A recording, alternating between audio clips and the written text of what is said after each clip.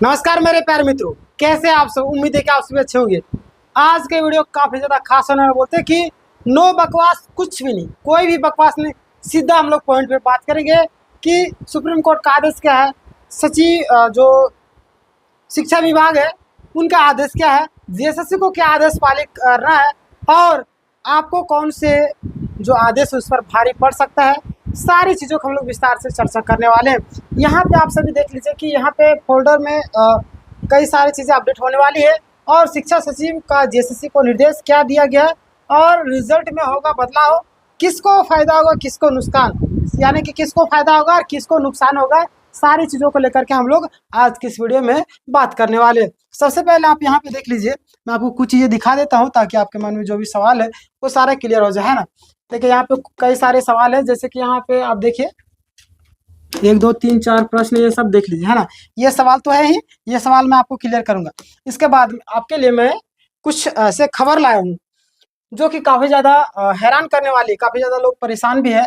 यहाँ पे कई सारी चीज़ें आपको नोट डाउन की हुई है, जिसे मेगा सूची में संभावित जो त्रुटि है उसका निराकरण के लिए जेएसएससी को अनुशंसा वापस भेजी, ये वाला, है ना।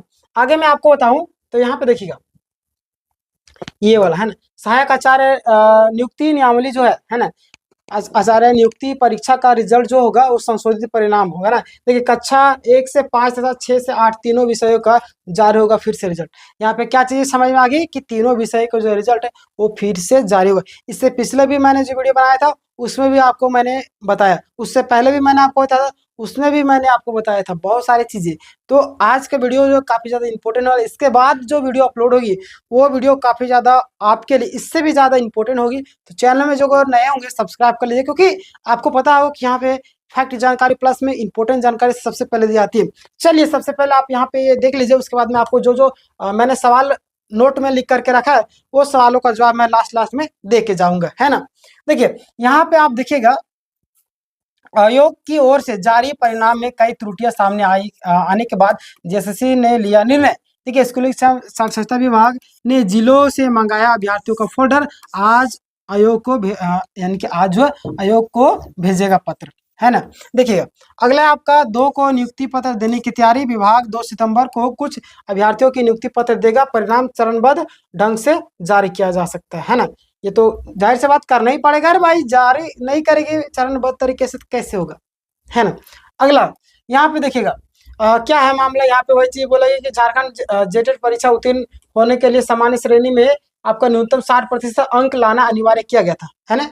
यानी कि अनरक्षित में, किधर अनरक्षित लिया हो कि नहीं, हाँ सामान्य वही देखिए अनिवार्य था। वहीं आरक्षित श्रेणी के अभ्यर्थियों के लिए कट ऑफ जो 52% है ना। सहायक आचार्य नियुक्ति में कई ऐसे अभ्यर्थी जो आरक्षित कैटेगरी से बिलोंग करते थे लेकिन 60% से कम था, 52 से 59% अंक लाकर आरक्षण का लाभ लेते हुए जेटेट परीक्षा उत्तीर्ण हुए थे, ये तो आपको पता। लेकिन उनका चयन सहायक आचार्य नियुक्ति में अनारक्षित श्रेणी में हो गया। तो यहाँ पे ये लोग नशा करके बैठे थे कि क्या, अरे भाई जब बोला गया कि ये लोग जो है जो कैटेगरी में है अगर नहीं ला पाते तो उनको किस आधार पर आपने जनरल में भेजा था, है ना। चलिए इस पर हम लोग बाद में डिस्कस करेंगे, पहले आप देख लीजिए आरक्षित श्रेणी में हो गया है। ऐसे नियुक्ति नियमावली यानी कि जो है नियुक्ति प्रतियोगिता परीक्षा में उनका द्वारा अनारक्षित श्रेणी के लिए तय किए कट ऑफ से अधिक अंक लाने के कारण हुआ है ना। विवाद यही पर है कि आरक्षण का दोहरा लाभ दिया जा सकता है या नहीं। तो दोहरा लाभ यहाँ पे ये प्रश्न उठाया गया है ना। तो यहाँ पे बोला गया कि वो ला चुके हैं, मतलब कि आरक्षण कैटेगरी से अधिक नाम, है ना। तो मैं आपसे पूछना चाहता, जब आरक्षण कैटेगरी से अधिक नंबर जब ला लिए तो नोटिस क्यों दे रही, नोटिस क्यों दे रही बताइए। जिला में जो नोटिस थमा रहे लोगों को क्यों दे रही नोटिस, इसका मतलब आप लोग अनपढ़ लोगों को बैठा रखा है, या तो जेएसएससी के अंदर में जो लोग अनपढ़ है या तो शिक्षा विभाग में जो लोग जांच करवा रहे हैं वो लोग अनपढ़ है। यह चीजें सामने आ रही है, क्या सामने आ रही है, आगे हम लोग इस पर बात करेंगे। यहाँ पे देखिए, यहाँ पे वही सारी चीजें हैं कि किस श्रेणी में कितने अभ्यर्थियों का हुआ है चयन। देखिए कुल पद सफल कक्षा 6 से 8 के लिए अगर मैं बात करूँ, पारा शिक्षक की श्रेणी जो है आपका 7602 है ना, आपका 4213। पारा शिक्षक की हम लोग बात करें तो 7399 में आपका देखिए 1562। कक्षा 1 to 5 में अगर बात करें 5531 3009। देखिए पारा श्रेणी में आपका देखिए 5469, 1808। सुप्रीम कोर्ट का आदेश का हवाला देखिए, देखिए विभाग ने सुप्रीम कोर्ट का द्वारा पारित उस आदेश का हवाला दिया जिसमें कहा गया कि कई यानी कि कोई भी नियुक्ति नियमावली है ना, कोई भी नियुक्ति में किसी अभ्यर्थी को दोहरा आरक्षण का लाभ नहीं दिया जा सकता। अरे दोहरा आरक्षण कहाँ ले रहे, कहाँ ले रहे दोहरा आरक्षण? जेटेट में आकर मैं आपको बताऊं, जेटेट में वो लिए हैं और आपका सहायक आचार्य में तो आपका दोहरा आरक्षण हो जाएगा। जेटेट तो मात्र आहारता परीक्षा था, आहारता परीक्षा था ना। चलिए इस पर भी आगे हम लोग बात करेंगे, अंतिम तक बनेंगे। देखिए लाभ नियुक्ति मामले में लाभ नहीं लिया जाएगा। यहाँ पे भी देखिए वही चीजें। अब क्या होगा, संशोधित परिणाम जारी होने पर दोहरा लाभ लेकर उत्तीर्ण होने वाले आरक्षित जो श्रेणी में अभ्यर्थी है उनको श्रेणी में ही सफल घोषित किए जाएंगे, है ना। अगला देखिए, इससे आरक्षित श्रेणी में कुछ अभ्यर्थी या तो परिणाम से बाहर हो सकते हैं या सीट रिक्त रहने पर उस श्रेणी में अन्य अभ्यर्थियों का चयन हो सकेगा जिसका वर्तमान में परिणाम जारी नहीं हुआ। ठीक है,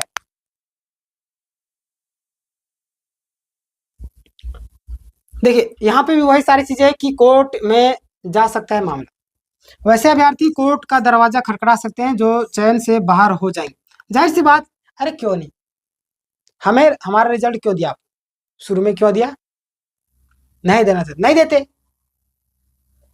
रिजल्ट दे दिया, मिठाई खिला दिए गांव वालों को, बगल वालों को जलाने के लिए सारा चीज कर दिए। अब पता चल रिजल्ट में नहीं होगा, जाएंगे ना, सुप्रीम कोर्ट जाएगा, हाई कोर्ट जाएगा, हर एक जगह जाएगा, जाएगा जाएगा, सारे लोग जाएंगे जिनका रिजेक्ट होगा। देख लीजिएगा, फिर से मामला फंसने की संभावना लग रही है ना।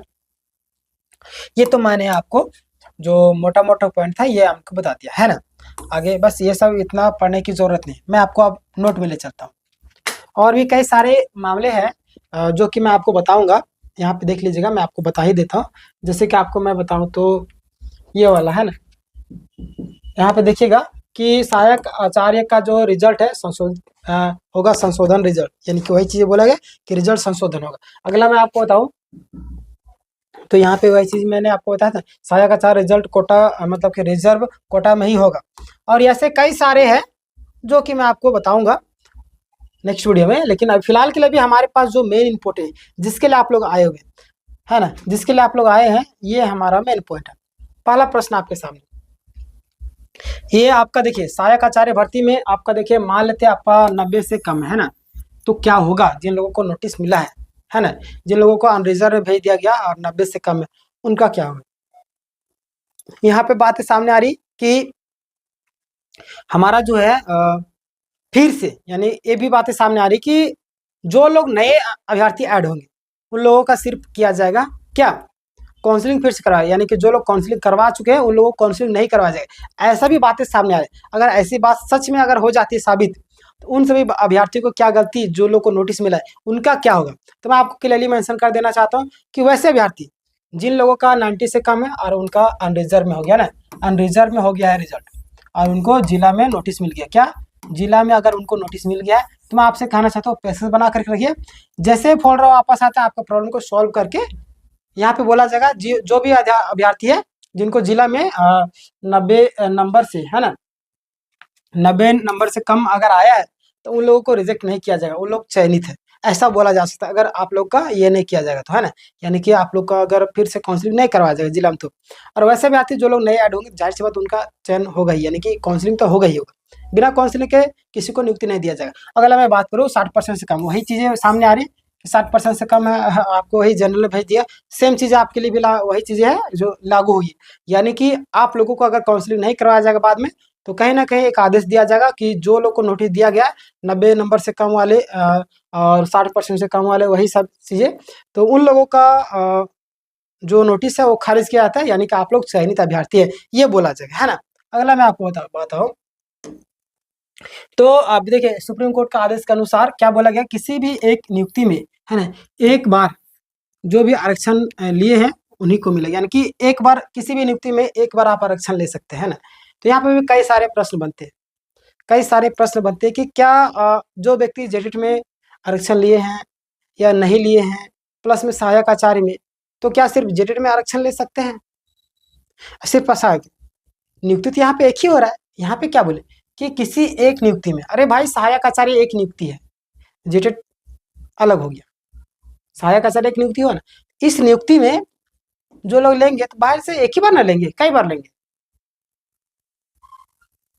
क्या आप लोग 2 बार ले रहे हैं, 3 बार ले रहे हैं? आप लोग कमेंट करके बताइएगा, फिर मैं आपको रिप्लाई दे दूंगा वहाँ पे, है ना। समझ गए मैं किसकी ओर इशारा कर रहा हूँ? आरक्षण वाले। समझ गए? समझदार के लिए इशारा ही काफी होता है। बहुत सारी चीजें खुल करके नहीं बताई जाती, बहुत सारे कंट्रोवर्सी वाली चीज हो जाती है ना। समझ रहे मैं क्या कहना चाह रहा? आप मुझे लगता है समझ गए होंगे। नहीं समझे होंगे तो कमेंट कीजिएगा, मैं आपको पर्सनली रिप्लाई दे दूंगा।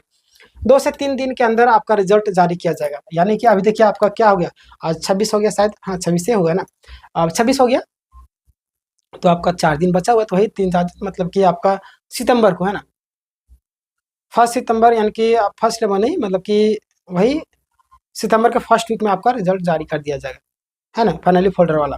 और सुनने में ये भी आ रहा है कि आपका 5 तारीख तक नियुक्ति पत्र देने की प्लानिंग किया जा रहा है। अब इस बात में कितनी सच्चाई है ये वही जाने, लेकिन जहाँ तक मुझे लग रही है एसएसटी का अभी तक काउंसलिंग नहीं करवाई है भाई, कहाँ से कर पाएंगे? समझिए, थोड़ा सा अपना बुद्धि भी लगाइए, बुद्धि विवेक, आप समझदार व्यक्ति है, भावी शिक्षक है, तो इतना तो समझ सकते ही है। बाकी बात मैं तो हूँ ही आपको समझाने के लिए, है ना। अगला आप यहाँ पे देखिए, भाषा वाले का क्या होगा, जिनका मतलब कि किसी अन्य जिले में हो गया, जिस जिला में आपका भाषा नहीं है ना, उस जिला में आपको भेज दिया गया, तो उनका क्या होगा? तो मैं आपसे एक चीज कहना चाहता हूँ कि बात यह है कि हमने भाषा की पढ़ाई क्यों किया? भाषा की पढ़ाई करने का मतलब कि उस भाषा को जा करके वहाँ पे जो जिला में उस भाषा को पढ़ाई किया जाता है, उस भाषा में जा करके बच्चों को पढ़ाना। अब भाषा में ऐसे मतलब कि लोगों को भेज दिया जा रहा है जहाँ पे उस भाषा की पढ़ाई ही नहीं रहा, तो भाषा का पढ़ाई क्यों करवाया आपने?